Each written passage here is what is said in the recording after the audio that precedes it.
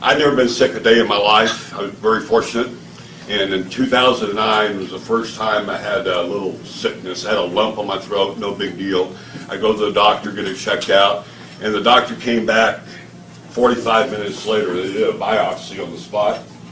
And I never forget the exact words of the doctor, what he said. He says, I have bad news and bad news. And I thought he was sort of joking.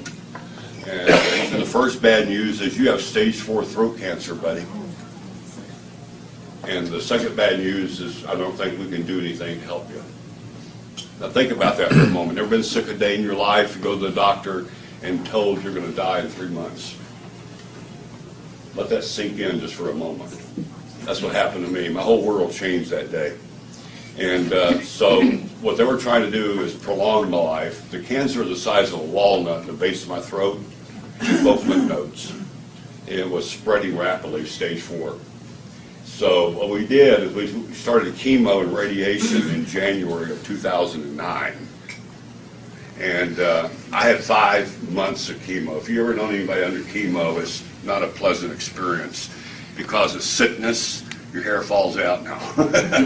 But you get canker sores and blisters and things from the chemo. And so I had chemo for 5 months, not one chemo, but 5 different types of chemos, trying to find the right combination. And on top of that, for dessert, they threw in 32 days of radiation. I lost 80 pounds, went from 230 to 150. I couldn't walk 10 feet without a little cart, and I had no food or water in my mouth for over 4.5 months. I'm being kept alive on a feeding tube in my stomach that was pumping a shake 24 hours a day, and a water tube in my chest, IV. They called me the tube boy. And after 4.5 months of hell, literally hell, there was one time, Mr. Ed remembers this, I threw up for 48 hours straight and had nothing to throw up. It's miserable. It's a miserable way to die. At the end of April, the doctor came to me and said, Bill, we can't give you any more chemo, it'll kill you. I thought that was kind of funny. Give me a little more chemo. I'm dying anyway. Now we're going to bring you a nice hospice nurse. And she was very nice, very professional. No personality. I'm dying and I'm still trying to hold on to my personality. That's all I had left. I called her Nurse Ratchet. She would come here every week and change out the tubes, do the vitals, send it back on the computer, the data. She thought it was very humorous when I told her, could I punch in the numbers and watch myself die? I'm just trying to hold on to my humor. I'm dying. Then I get a call, I changed my life, from Mr. Ed Johnson. He's been a dear friend of mine for a long time. He called me up and he was so funny. He said, Bill, I think I have an answer to your problem. And I'm looking for what? Hope. And I said, what is that, Mr. Ed? I'm looking for hope. He says, this miracle water. I said, Mr. Ed, I can't even get water in my mouth. I've got a tube. And he said, by the way, this miracle water is in Japan. I can't go 10 feet. I'm going to go to Japan to get miracle water that I can't put in my mouth. Hope started diminishing. He said, now we're going to be doing a demo, just like you saw here. The very first demo at Michael Johnson's house, his son. The very first demo was April the 18th of 2009. I had to get to that demo, though, right? Can't drive. I have another friend. I do have 2 friends. His name is Saul. I don't know if Michael has a slide presentation not today. Saul is my neighbor down the street. He drove me to the demo. And I go to the demo, not looking like I'm looking now, and I saw hope. I saw hope. Had no money to buy it. There went the hope again. Especially when they told me it was $4,000, I almost died. Because when you're not working, you have what? No income. I had no income. But I still got a car payment, house payment, right, utility bills, all that stuff to pay. But I was very smart. Before I got sick, I loaded up on credit cards. I had good credit, like 900s. So I got 5 MasterCards and 5 Visas. I didn't want to discriminate.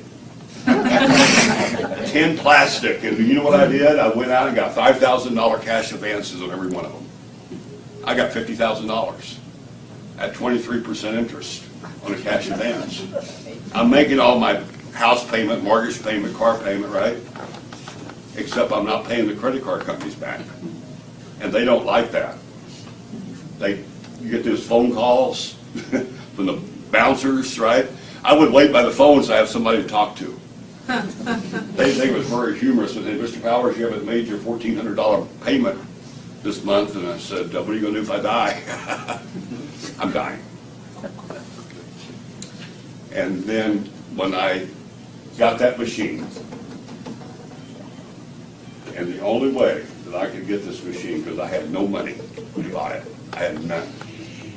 I'm $50,000 in debt. My credit score is about a 20. The company has a plan. I don't want you to be in this position. I'm telling you this for one reason. There is no excuse for anybody not getting this technology. None. I'm $50,000 in debt, and I'm dying. I have no money and no credit. And the company says, Bill, we'll give you a machine anyway on a handshake with no credit check. It's a pretty good deal, isn't it? Yeah. When the machine arrives, Michael showed you how it worked, pushing all these fancy buttons. Nobody showed us how that worked. We didn't know. First demo. I said, I looked at that hose, and I said, top button got to be better than the bottom button. Put that hose in my mouth. Nothing happened. Remember, no liquid in there for 4.5 months. But I stayed with it. That's all the hope I had. 20 minutes later, water started going down. 20 minutes. My mouth was covered with all those canker sores and blisters. 48 hours, every canker sore and blister's gone. Nurse Ratchet was freaking out. She says, can I try some of that water? I didn't have a fancy jug like Michael has. All I had was an old milk jug. I dumped the milk out, gave her a gallon of water. Remember, she always came in on Monday. She calls me on Wednesday. She's never called me. The only thing she said, Bill, I got to come by and see you on Friday. I said, oh boy, something bad, that milk jug, or I'm dying again. She comes in on Friday. I can walk to the door a little bit.